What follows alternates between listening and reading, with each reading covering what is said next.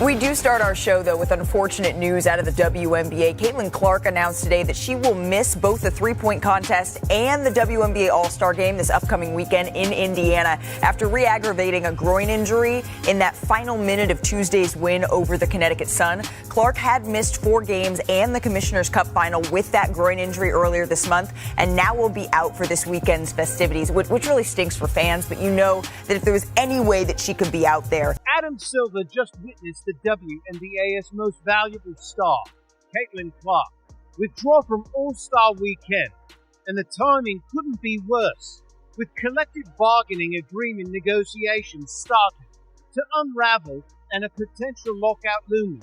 Clark's absence from the league's marquee event has triggered serious concern within NBA leadership.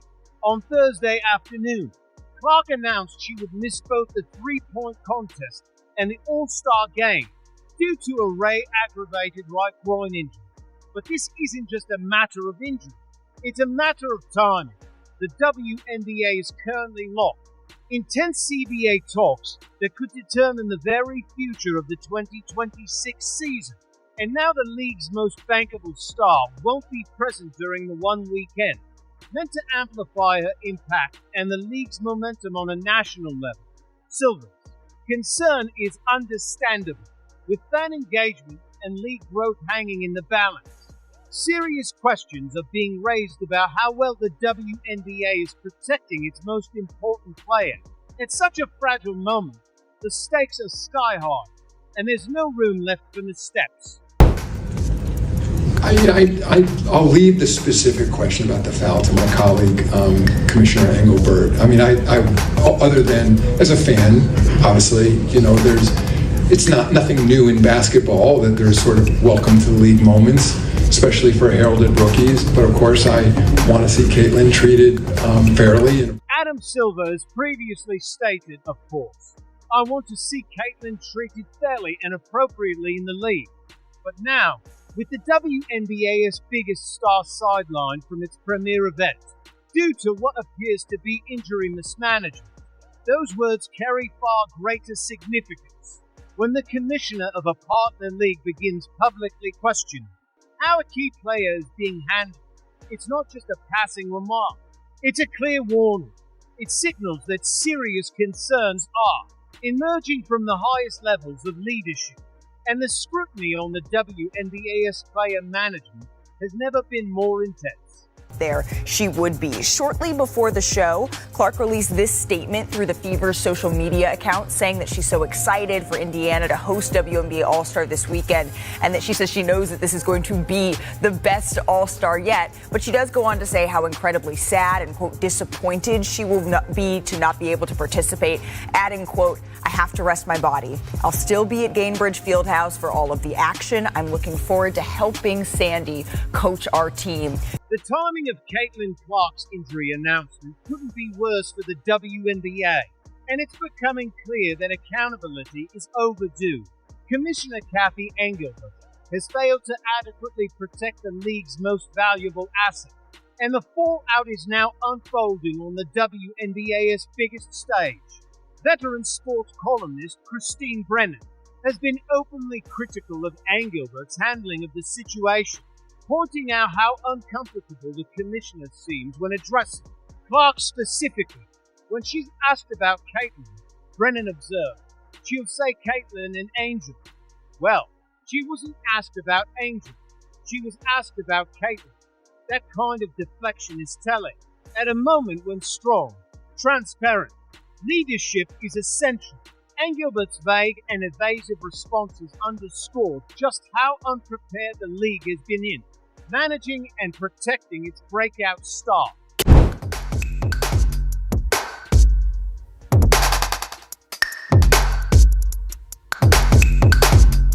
This is the commissioner who's supposed to be championing the league's biggest star. Yet Kathy Engelbert can barely mention Caitlin Clark without diverting attention elsewhere. That's not leadership, it's organizational failure at the highest level. The numbers make the situation even more damning. Since Clark's injury, nationally televised WNBA viewership has plummeted by 55%. Indiana Fever games, once a major ratings draw, have seen average viewership drop from 1.81 million to just 847,000, a staggering 53% decline. This isn't just a statistic. It represents a massive loss in national exposure and millions of potential revenue. And yet, Engelbert continues to act as if everything is normal. Adding to the crisis is the alarming rise in injuries across the league. According to kinesiologist Dr. Lucas Ciafa, there have been 141 player injuries since opening day, in a league with only 179 active players, and with teams playing just 40 per games. That rate should have triggered urgent reform. Instead, Engelbert has responded with all the urgency of a silk curtain in a hurricane. The WNBA is clearly in crisis, but its leadership remains absent, unaccountable, and disturbingly complacent. In terms of the comments, in terms of the way the commissioner, Kathy Engelbert, who I've known and I like, the way she has trouble talking about Caitlin Clark, or if she's asked about Caitlin, then she will say, well, Caitlin and Angel. Well, she wasn't asked about Angel, she was asked about Caitlin. This incredible inability to deal with the facts and to state the obvious. It is astounding to me how Kathy Engelbert doesn't come out after the Marina Mabry hit and say that's unacceptable. The refs got it wrong. Okay, should have been kicked out then. You weren't, but now I'm. Officiating in the WNBA has reached such a troubling level that even league legend Rebecca Lobo felt compelled to call out the referees live on air. As Caitlin Clark endured repeated, uncalled contact, Lobo didn't hold back. There's a grab, there's a hold, there's another grab. All of those are fouls. Every single one of them. And then here, that's a foul. That's a foul. When respected voices of the game feel forced to speak out mid-broadcast, it's no longer just poor officiating. It reflects a deeper, systemic issue within the league. Even Indiana Fever head coach Stephanie White has repeatedly expressed frustration, recently stating, "I thought she got fouled. I think it's pretty egregious what's been happening to us. The last few games, the disrespect right now, our team has been pretty unbelievable." When a head coach uses words like egregious and disrespect, it's not mere post-game venting. It's a direct and damning critique of how the league is failing to protect its players, particularly its biggest the ball star. handler. There's a grab, there's a hold, there's another grab. All of those are fouls. Every single one of them. And here, that's a foul, and finally they call. The most scathing criticism of WNBA officiating came after the Indiana Fever's game against the Connecticut Sun, where Caitlin Clark was repeatedly targeted with minimal protection. In a fiery, multi-minute post-game statement, head coach Stephanie White didn't hold back. "Everybody's getting better except the officials," she declared, sharply criticizing the referees for losing control of the game and calling out both the league and its officiating staff for their lack of progress. What highlighted a glaring issue: these refs have never been in a game that moves this fast. Things are happening quickly. Everybody's adjusting and improving, except the officials. We have to find a way to fix it. Her frustration didn't stop there.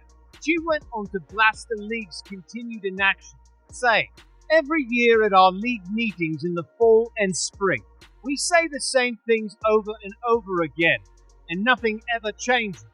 White's remarks were not just about one game, they exposed a deeper, persistent failure within the league's infrastructure, one that continues to endanger players and undermine the sport's growth. The game is fast now. Things are happening quickly. Everybody's getting better, except the officials. So we got to find a way to remedy it.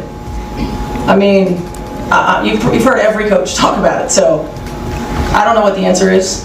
The WNBA's officiating crisis has reached a breaking point, and the league's failure to protect its biggest star, Caitlin Clark, is exposing deep flaws in leadership. when a head coach like Indiana's Stephanie White publicly states that the league has known about officiating issues for years and done nothing. It's not a minor complaint, it's an indictment. After a brutal game against the Connecticut side, White delivered a passionate post-game statement, declaring everybody's getting better except the officials. Her frustration wasn't isolated. It was a direct call-out of a league that has failed to evolve as the game and its talent have surged forward.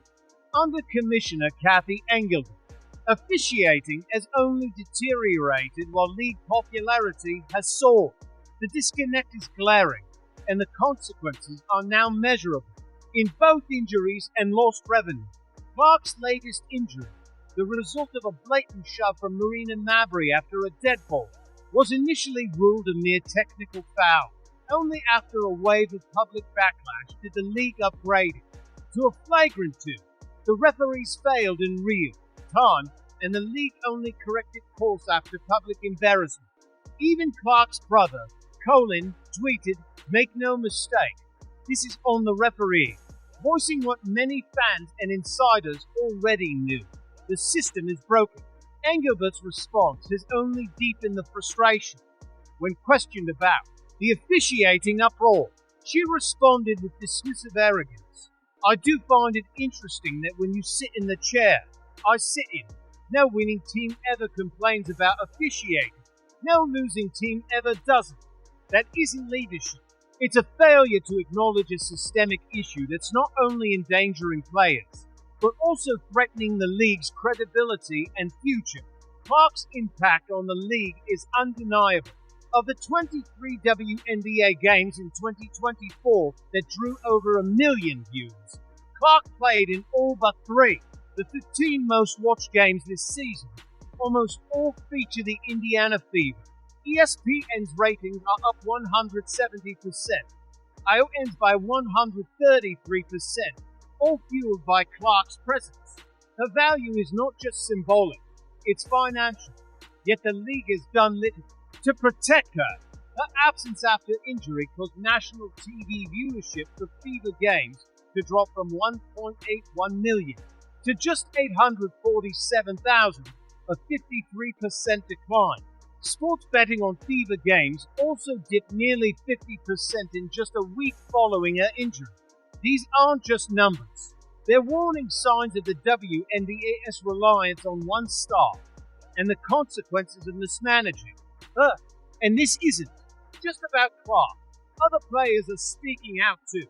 Aces star Kelsey Plum recently exploded in a post-game rant, saying, "I get fouled like that on every possession, and they just don't call anything. The problem is systemic, a pattern of inconsistent calls, escalating physicality, and a lack of accountability for referees." Tuesday's Fever versus.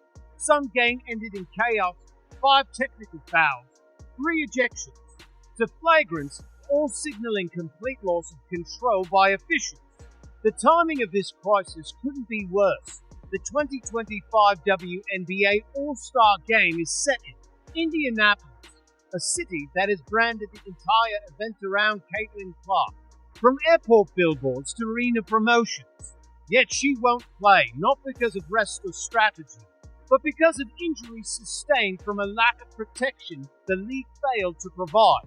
Add to this a looming labor dispute, with the current collective bargaining agreement set to expire in October 2025, and the powder keg becomes undeniable. If the league's most bankable star is sidelined due to negligence, it could be the tipping point for a player-driven movement demanding reform. Clark's injury history makes the situation even more concerning. She never missed a game in college or early in her rookie season, but now she's missed 10 games, first with a left quad injury, now with a groin issue, both possibly caused or worsened by repeated uncalled contact. Sports analysts like Rachel D. warn that this type of injury pattern suggests mechanical breakdown, likely from cumulative physical strain. If true, the league's failure isn't just hurting ratings, it's threatening the long-term health of its most valuable player, and this affects the league's financial ecosystem. Clark's return from injury drew to 0.2 million views, peaking it to 0.8 million, a 76% increase from last year's average. Her presence is essential, not optional. To lose her is not just a setback, it's an existential threat. Even promotion has been mismanaged. Veteran journalist Christine Brennan, while expressing respect for Engelbert, has criticized the league for failing to properly highlight Clark. When even media allies are calling out your leadership, the message is clear. This is no longer just mismanagement, it's organizational malpractice. Fans are noticing too. Online petitions demanding accountability cite constant missed calls and dangerous physical play. During Clark's games, these aren't just isolated complaints. They reflect a growing movement calling for reform. The 10 most watched WNBA games since 2002, all in 2024, all with Clark. Her Final Four games drew historic numbers: 12.3 million for the Iowa finale, 14.2 million for the Final Four, the most watched basketball broadcast ever on ESPN. The demand was there. The audience was ready. The league just failed to meet the moment. This All-Star weekend should have been a celebration. Instead, it's a glaring reminder of what's gone wrong. Players are asking for a fairer CBA, demanding a real share of the revenue they generate. But how can that conversation move forward when the top earner is sidelined by preventable injuries? There are international consequences too. If Clark or future stars consider playing overseas for safety or protection, the WNBA's momentum collapses. Player safety is no longer a performance issue. It's a survival issue for the league. What makes all of this more painful is how preventable it was. Better officiating, full-time referees, structured training, smarter scheduling, all possible. Yet the WNBA continues to rely on part-time officials working multiple leagues, leading to inconsistency and dangerous oversight. NBA Commissioner Adam Silver has already issued his quiet warning. His concern isn't just friendly advice. It's a signal that if things don't change, the NBA may be forced to step in. Engelbert's failure to act has put everything at risk. Clark is hurt. Ratings are slipping. Fans are angry. And the league's biggest event is going on without its biggest star. The message is painfully clear. Fix the officiating. Protect your players or watch the very foundation of the league collapse.